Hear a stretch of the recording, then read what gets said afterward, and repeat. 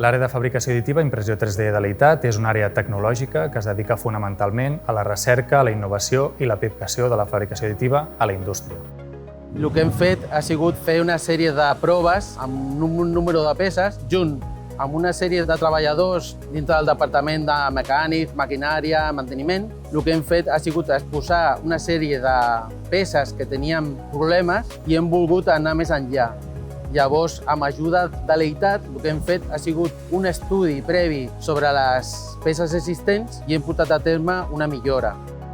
El cas d'Aigües de Barcelona és un cas que exemplifica molt bé l'adopció tecnològica per totes aquestes fases on s'ha començat dissenyant i avaluant possibilitats de transformació digital de peces, de productes i aplicacions que s'han desenvolupat amb impressió 3D, s'han testejat, s'han validat i posteriorment s'ha format a l'equip tècnic d'Aigües de Barcelona perquè pugui seguir implementant les tecnologies de fabricació additiva en futurs projectes.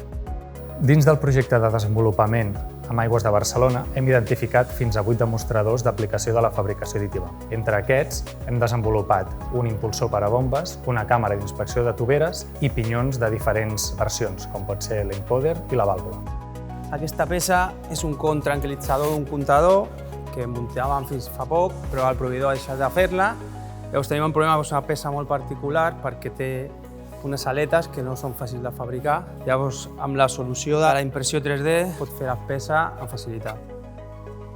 En aquest cas, el que nosaltres vam fer és, a partir de la peça desgastada, la vam digitalitzar, la vam modelar en 3D de nou, la vam enviar a fabricar amb equips de Multijet Fusion. En un termini de 2-3 dies teníem de nou la peça ja fabricada, operativa per col·locar a l'equip i posar en marxa novament.